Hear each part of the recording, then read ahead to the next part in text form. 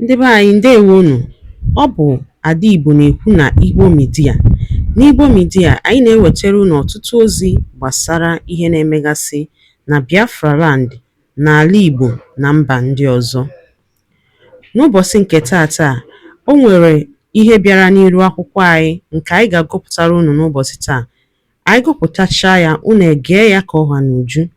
Ị ga-esie ya, ị drọpụọla your comment, like kwa this our video and gbasakwa ya ka o ruo ụmụnna anyị n'ebe dị iche iche arụ.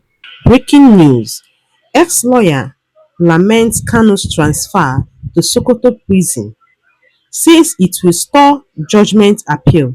Ya bụ ozi ka anyị ji bịa taata na Igbo Media. Ị ga-esie ya bụ ozi, gbaa mbọ gwa anyị iche ma mekwa ka ozi ọlụtụ ụmụnna anyị n'ebe dị iche iche aka. A few days ago, which was last weekend, Mazen Nnamdi Kanu, the leader of the proscribed indigenous people of Biafra, was sentenced to life imprisonment on a 7-count charge, mostly bordering around terrorism. And that has generated a lot of conversation. Well, his legal team say they will definitely appeal that particular case. Well, that's a conversation we're about to have in just a moment with one of his legal counsel, Mr. Aloy Ejimako. Mr. Ejimako, thank you so much for coming on the program. Good morning. I'm happy to be here with you today. All right, Mr. Aloy, let's hear your interpretation of what played out in court. We were all witnesses to it, and I know that after the 3 or 4 hours, I read the about 140 or so pages of the CTC that was released almost as soon as possible by the Honorable Judge James Omotosho. And there are different layers I would like to speak to. But let me give you the opportunity to give your own overview of what you make of this case. You've been on it. This is 10 years down the line, in between many things and many courts, all the way to the Supreme Court. I'm back here, and then finally here, giving it the initial closure, perhaps going all the way to the Supreme Court again. Well, first of all, I have to make it clear that it appeared from 2021 that the deck was stacked against Mazen Nnamdi Kanu. The system, the entire system seemed to be against him, against what he was doing or what he was saying. The desperation of the system was evidenced in June 2021 when he was renditioned in breach of all canons of international law and laws of Nigeria and laws of Kenya. That is indicative of the desperation of the system towards him and against what he was doing. The system was intent on really doing him in, whether through any of the means, through any of the instruments that was available to the system. So it came to a head on 20th November, and to a lot of people, it's a surprise. But to those of us who are insiders, we discerned that this case was a very tough case to win. It was very tough, like I said, and it happened that on 20th November it played out. But right now, what we are faced with, or what everybody should be concerned about, is the post-judgment regime. Mazen Nnamdi Kanu still retains his constitutional right to fair hearing under Section 36 of the Constitution. That constitutional right is going to be expressed before the Court of Appeal. Or perhaps there could be some post-judgment maneuvers that could be made before the High Court. But for now, it is known, well known to the whole world and to the court, the High Court, and to everybody else who is a stakeholder in this case, that Mazen Nnamdi Kanu has no legal counsel. So as I speak, he still represents himself. But see, after the sentencing, I was surprised, and I think everybody else who was monitoring this case was surprised that he was plucked from Abuja and taken all the way to Sokoto, which is in the northernmost part of northwest Nigeria. So you begin to ask, how can he effectively prosecute his appeal, or even take the initial steps towards initiating his appeal? Initiating an appeal is not an easy thing to do. He has to file a notice of appeal. He has to request for the transcripts of the record of proceedings before the High Court, pay for them, review them, and do all sorts of things, all sorts of activities that will now play out before the Court of Appeal. And these things require his personal, physical presence to get these things accomplished, unless he hires a lawyer. And up to this point, he hasn't indicated that he's going to hire any lawyer, or he has not made known to anybody that he has hired any lawyer. So you begin to wonder whether he will be able to prosecute this appeal from his prison location in Sokoto. The Sokoto division of the Court of Appeal doesn't have jurisdiction over this case. It's the Abuja division. So putting him in Sokoto, I know it's true. It is not the fault of the judge. It is the fault of the executive branch. Once someone is sentenced, it becomes the property of the executive branch, in particular the correctional service. So that decision to put him in Sokoto perhaps did not take into account these concerns that I'm expressing. It is very insensitive to his rights. Prisoners do have rights. That you are in prison doesn't mean you have lost your rights under Chapter 4 of Nigerian Constitution, your fundamental rights, in particular Section 36, which is really what is relevant now. Can Nnamdi Kanu effectively prosecute his appeal or even initiate it from that location in Sokoto? The answer is no. So what I think may play out in the coming days or weeks is to seek ways and means of ameliorating the detention conditions. The judge did not particularly order that he be detained in Sokoto. There was only one prison in Nigeria that was excluded, and that was the Kuje prison. But, you know, if you check around Abuja area, the environs, there are other prisons in the vicinity. We have one in Suleja, we have in Kefi, and there are probably other prisons within 2 hours of Abuja. Those prisons would have been much better locations for detaining Mazi Nnamdi Kanu to ensure that he's close enough to his relatives who are known to be in Abuja, his legal consultants, if he wants to deploy their services. Also, is also very close to the Court of Appeal in Abuja, which has jurisdiction over this matter, and so on and so forth. So we're looking at a situation where his right to appeal is being complicated by the current location of his imprisonment. All right, Mr. Jimako, a few things I would like you to address, because in this case apparently will get to appeal, as you've rightly put it. I don't know whether you're going to be his counsel. The choice of being a pro se litigant, I don't know whether you're privy to his reason, and I do not also know whether he's going to canvass new positions, because being a pro se litigant and not opening his not entering his defense is as good as saying, I'm going into a boxing ring, I'm not going to fight.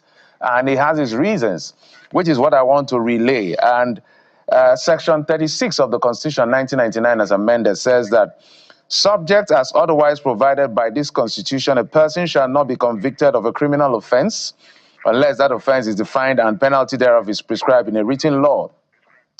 And in this subsection, a written law refers to an act of the National Assembly or law of a state, any other subsidiary legislation, instrument under the provisions of this law.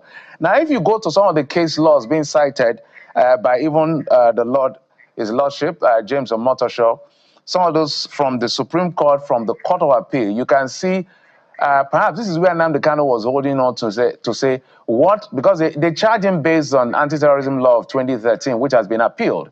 And perhaps some of these case laws he cited from the Court of Appeal and the Supreme Court saying that when a law is repealed, it has no legal life, as far as the courts are concerned. The Honorable Judge cited this. But if you go to Section 98 of the Anti-Terrorism Prohibition Prevention Act of 2022, this is what gave the judge the leeway to be able to prosecute Nnamdi Kanu. If you read this, the Terrorism Prevention Act number 10 is repealed.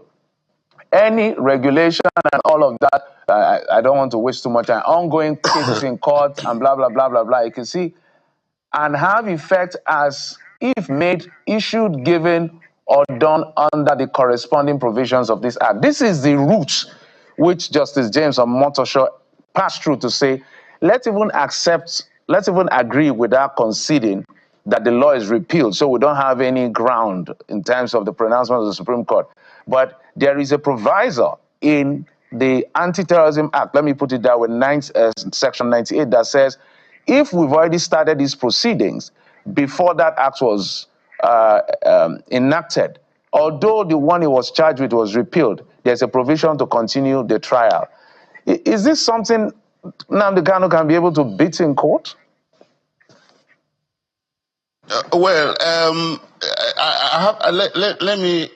Let me begin to address this question this way. I'll give you an example. During the military administration, we had the Armed Robbery and Firearms Decree.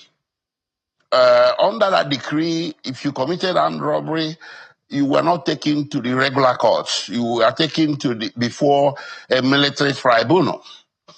Tried in a summary manner, maybe within 2 or 3 weeks, and in some cases you'll be taken to your village to face the firing squad, or you'll be taken to the bar beach in Lagos to face the firing squad. But when the military administration ended and the civilian administration came in, that law was repealed.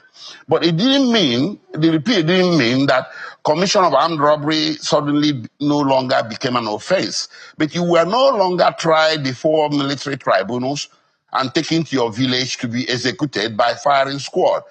Your offense will be brought to be in conformity with the current law, which probably it may carry death penalty if you committed armed robbery, but this time it will be by hanging. And the procedure for trying you no longer will be a tribunal procedure empaneled by military officers, but in this case, it will be empaneled by judges, and you'll be tried in the regular courts. I believe this to be the closest analogy to Mazen Nnamdi Kanu's case in chief before Justice Omotosho. He was saying in effect that I'm not saying that the government does not have the right to prefer charges against me or to bring me before this court to try me. But by God Almighty, I should not be tried under a law or provisions of a law that was repealed as far back as 2022. So you have read Section 98. I'm familiar with it. It is arguable whether Mazen Nnamdi Kanu's case was an ongoing case, as contemplated under that section that contained the 7th clause. You see, there's an argument, which I think is very strong, that Mazen Nnamdi Kanu's case was closed. It ended effectively on 13th October 2022, when by virtue of the discharge by the Court of Appeal. That extinguished that case forever and placed a barrier to bringing the case back under a law that had then, some months before, been repealed. So when the case went to the Supreme Court, and the Supreme Court vacated that judgment of the Court of Appeal, it was left for the government to bring the case in conformity with the current law, but not to proceed with the old. So Mazen Nnamdi Kanu was not saying that my offense has been extinguished by the repeal. He was saying, in effect, that the process or the law that should be applied to my case is the current law. I'll give you another example. When the Administration of Criminal Justice Act was enacted into law in 2015, Nigeria stopped using the Criminal Procedure Code. Nobody went back to Criminal Procedure Code from 2015 onwards till today. Everything that was happening under the Criminal Procedure Code was not automatically extinguished, but all of it was brought into conformity with the current law, which is the Administration of Criminal Justice Act. And I'll give you another example, which is very fundamental. Nigeria used to have a constitution before 1999, and that constitution is called the Constitution of the Federal Republic of Nigeria, 1979. In 1999, Nigeria enacted a new constitution. From that moment in 1999, to the 1979 Constitution. That 1999 Constitution also contains savings clauses that acts done or purported to be done under the 1999 Constitution remain valid. Apply the provisions of the 1970 be done after 1999. So this is the that will help our people to understand why Mazi Nnamdi Kanu was insisting that the repealed law should not be the law that should regulate the case against him. That was his case in chief. Thank you. Mr. Jimoko, let me ask you, as his consultant and somebody who has represented him in court before he decided to, defend himself and all of that, do you think that you and the lawyers around yourself who represented Mazi Nnamdi Kanu have failed him and have failed his wife and have failed the... Daalụ nne maka isonyere anyị n'iru akwụkwọ n'ụbọchị tata na Igbo Media. Ọ bụ na ihe anyị na-ewetara gị dị gị mma, gbaa mbọ gbasaa ozi a ma mekwa ka ozi a rute ụmụnna anyị n'ebe dị iche iche aka. Ngwa ka ọ dị.